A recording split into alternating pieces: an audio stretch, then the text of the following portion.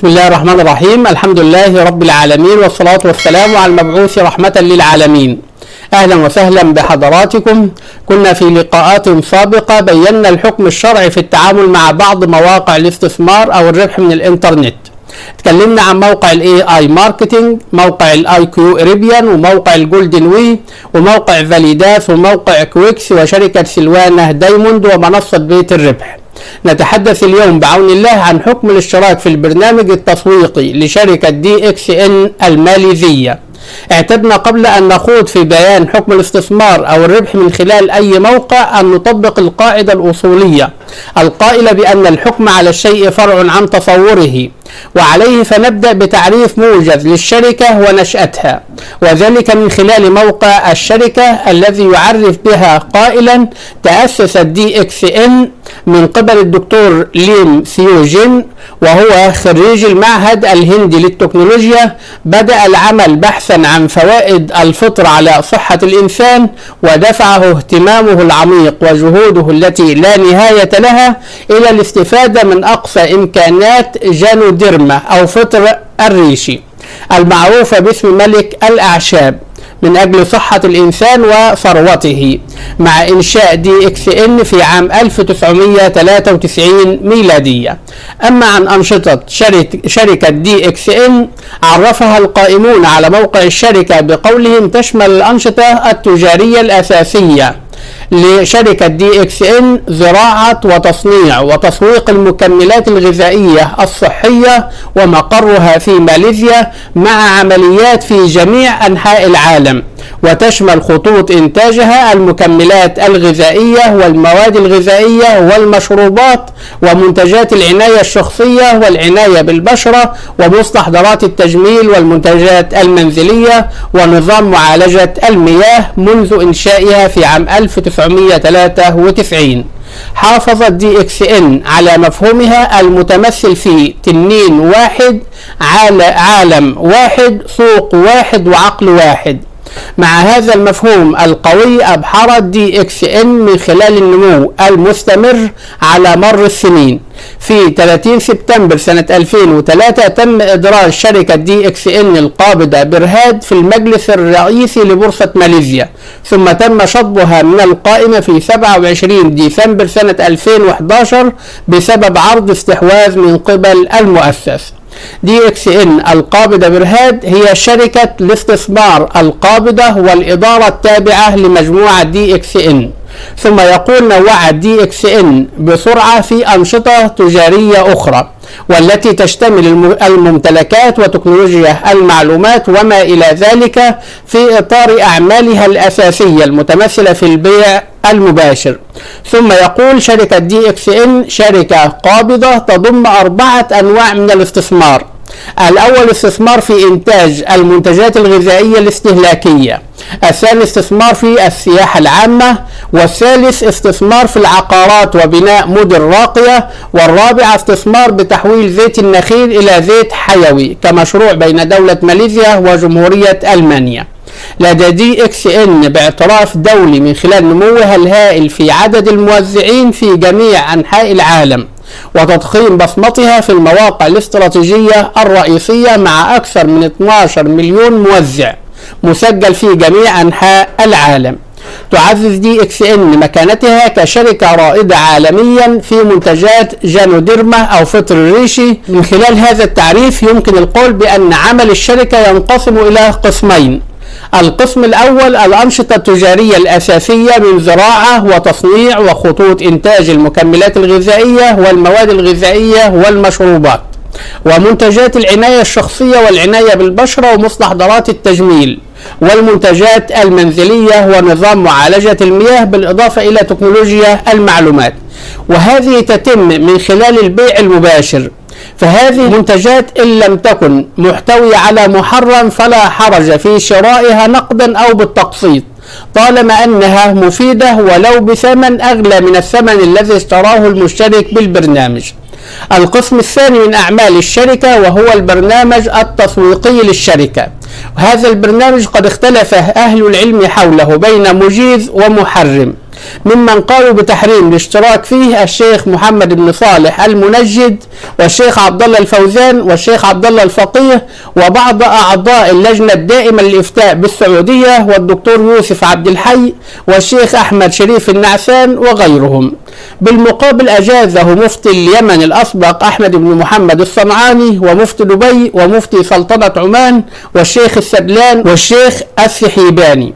والذي نميل إليه هو القول بعدم جواز الاشتراك في البرنامج التسويقي لشركة DXN لأسباب سأبينها فيما يأتي، لكن قبل ذلك أود أن أعرض لبعض اعتراضات المجيزين للاشتراك في هذا البرنامج لتفنيدها من هذه الأقوال التي اعترض بها من أجاز الاشتراك. قولهم: هذا البرنامج التسويقي ليس من باب التسويق الشبكي أو الهرمي الاحتيالي، وإنما هو قائم على التسويق متعدد المستويات. لكن يجاب عن ذلك بأن هذه دعوة لا صحة لها. فمن أهم الفروق بين التسويق الشبكي والتسويق متعدد المستويات أن المنتجات في التسويق متعدد المستويات ليس فيها زيادة أسعار لأجل الاشتراك في برنامج التسويق، على عكس التسويق الشبكي الذي يلزم المشترك بأن يدفع مالا مقابل الاشتراك كمسوق. كذلك من الفروق أن العميل في التسويق متعدد المستويات غير ملزم بالاشتراك للحصول على المنتج. وقد بينت الفرق بين التسويق الهرمي والتسويق متعدد المستويات بالتفصيل في حلقة سابقة على القناة بعنوان الفرق بين التسويق الشبكي والتسويق متعدد المستويات، سأترك رابطها في صندوق الوصف، يمكن من خلالها الوقوف على نوعية تسويق الشركة وإلى أيهما تنتمي. كذلك من اعتراضات المجيزين للاشتراك في البرنامج التسويقي أن برنامج التسويق لشركة DXN هو من باب السمسرة، لكن يجاب عن ذلك بأنه غير صحيح من 3 أوجه. الأول أن السمسرة عقد يحصل السمسار بموجبه على مقابل بيعه للسلعة، أما التسويق الشبكي فإن المشترك هو الذي يدفع الأجر لتسويق المنتج. الثاني أن السمسرة مقصودها تسويق السلعة حقيقة، بخلاف التسويق الشبكي فإن المقصود الحقيقي منه هو تسويق العمولات وليس المنتج، ولهذا فإن المشترك يسوق لمن يسوق هكذا، بخلاف السمسرة التي يسوق فيها السمسار لمن يريد السلعة الحقيقية. الثالث أنه في السمسرة لابد أن تكون أجرة السمسار معلومة قبل القيام بعملية التسويق حتى لا يقع نزاع بين طرفي العقد، فالفرق بين الأمرين ظاهر. ستجدون على القناة حلقة بعنوان حكم التسويق بالعمولة، سأترك رابطها في صندوق الوصف. كذلك من اعتراضات المجيزين أن العمولات في البرنامج التسويقي لدى DXN هو من باب الهبة، لكن يجاب عن هذا بأنه اعتراض غير صحيح، فحتى لو سلمنا بأنه هبة فليست كل هبة جائزة شرعا، فالهبة على القرض ربا، فالهبة تأخذ حكم السبب الذي وجدت لأجله، ولذلك قال عليه الصلاة والسلام في العامل الذي جاء يقول هذا لكم وهذا أهدي إليه، فقال عليه الصلاة والسلام أفلا قعدت في بيت أبيك وأمك فتنظر أن يهدى إليك أم لا؟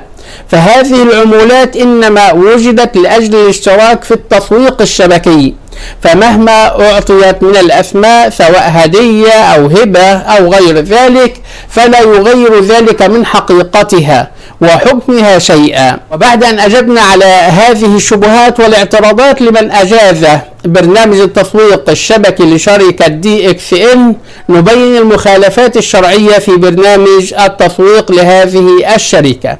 أول هذه المخالفات أنه يلزم المسوق أو السمسار بالشراء للاشتراك والحصول على مزايا المسوق، حيث يدخل المسوق أو المروج ويقوم بعمل اشتراك في برنامج الشركة عبر موقعها الإلكتروني، ويشتري من منتجات الشركة بما يزيد أو يقل عن $100، وبهذا الشراء المشروط وهو الاشتراك عينه للسمسرة المشروطة يحصل على 100 نقطة، فإذا سجل اشتراكه بدون شراء يكون حاصلا على العضوية، لكنها لا تتيح له صلاحيات العضو المشترك المسوق الذي يحصل على تخفيضات وعمولات. ولا يعني ذلك أن العضوية برسوم مستقلة، بل هي مجانية، لكن لا تتاح لك فرصة السمسرة إلا بالشراء، وهذا الشرط لا يجوز لأنه إلزام ما لا يلزم شرعا، حيث لا يوجد في السمسرة والتسويق الشرعي شرط الدفع أو الشراء، لأن السمسرة تعني العقد الذي يحصل منه المسوق أو السمسار مقابل أتعاب إحضاره الزبون بعد شراء السلعة كما بيناه سابقا. فالمسوق الذي اشترى ليكون مشتركا لأجل العمولات كان شراؤه مخصصا لأجل أن يكون سمسارا، والشركة شرطت عليه الشراء وإلا فلا سمسرة، وهذا شرط باطل في باب السمسرة، ولم يجوز أحد من أهل العلم دفع رسوم أو شراء منتج لأجل السمسرة، بل هذا شرط محدث أحدثته الشركة وألزمت به المسوقين ولا أصل له شرعا. المخالفة الثانية أن كثيرا ممن يشتركون في البرنامج لم يكن هدفهم شراء السلعة والاستفادة منها، وإنما غرضهم الحصول على أرباح وعائدات مادية بهذا الاشتراك من خلال مجموعة نقاط يجمعها، وقد يحصل على عمولات نتيجة تعبه وقد لا يحصل، وقد يتساوى ما تعبه مع ما حصل عليه من المال، وقد لا يتساوى، وبالتالي فهذا هو الميسر لأنه قائم على الحظ والنصيب. ومن المعلوم أن الميسر ما يكون المشارك فيه غانما أو غارما، وهذا التعامل مع هذه الشركة متردد بين الأمرين، فالتعامل معها من خلال برنامجها التسويقي ميسر، وقد قسمت الشركة مراتب هذه النقاط إلى مستويات عديدة، بحيث كلما جلبت مشتركين أو مشتريين جدد كلما ارتفعت نقاطك وحصلت على عائدات شهرية وسنوية من خلال مشتريات من يشتري ممن هم أسفل منك. المخالفة الثالثة أن الاشتراك في هذا البرنامج التسويقي باب من أبواب الربا، حيث تضمن الربا بنوعيه، ربا الفضل وربا النسيئة، فالمشترك يدفع مبلغا قليلا من المال ليحصل على مبلغ كبير منه، فهي نقود بنقود مع التفاضل والتأخير، وهذا هو الربا المحرم بالنص والإجماع. والمنتج الذي تبيعه الشركة على العميل ما هو إلا ستار للمبادلة، فهو غير مقصود للمشترك، بالتالي فلا تأثير له في الحكم. المخالفة الرابعة أن هناك مشتركين في برنامج الشركة من أكثر من جهاز إلكتروني بأكثر من اسم، فقد يشترك شخص بأسماء كثيرة وهو الشخص نفسه، والغرض فقط هو الحصول على نقاط أكثر للحصول على مال أكثر بوجه غير شرعي ولا نزيه، وهذا كذب وغش وحيلة لأجل جمع المال بغير وجه شرعي. المخالفة الخامسة أن البرنامج التسويقي ينطوي على الغرر المحرم شرعا، لأن المشترك لا يدري هل ينجح في تحصيل العدد المطلوب من المشتركين أم لا، والتسويق الشبكي أو الهرمي مهما استمر فإنه لا بد أن يصل إلى نهاية يتوقف عندها، ولا يدري المشترك حين انضمامه إلى الهرم هل سيكون في الطبقات العليا منه فيكون رابحا أو في الطبقات الدنيا فيكون خاسرا، والواقع أن معظم أعضاء الهرم خاسرون إلا القلة القليلة في أعلاه، فالغالب إذن هو الخسارة، وهذه هي حقيقة الغرر، وهي التردد بين أمرين أغلبهما أخوفهما، وقد نهى النبي صلى الله عليه وسلم عن الغرر.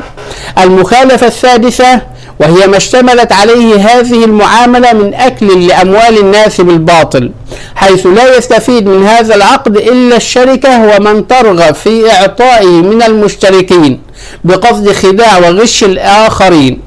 المخالفة السابعة أن العمل مع هذه الشركة يدعو إلى البطالة والكسب بدون تعب وجهد، كما يؤدي إلى إثراء طائفة قليلة من المجتمع مع إفقار أغلب طبقاته، والإسلام يهدف إلى رعاية المصالح العامة ولو تعارضت مع المصالح الفردية. من أجل ذلك حرم الله تعالى تلقي الركبان وبيع الحاضر للبادي، لأن ذلك يتعارض مع المصلحة العامة وإن كان فيه مصلحة فردية. بهذا يتضح رجحان القول بتحريم الاشتراك في البرنامج التسويقي للشركة مع جواز شراء منتجاتها. هذا والله سبحانه وتعالى أعلى وأعلم. على خير نترككم في حفظ الله وأمنه، والسلام عليكم ورحمة الله وبركاته.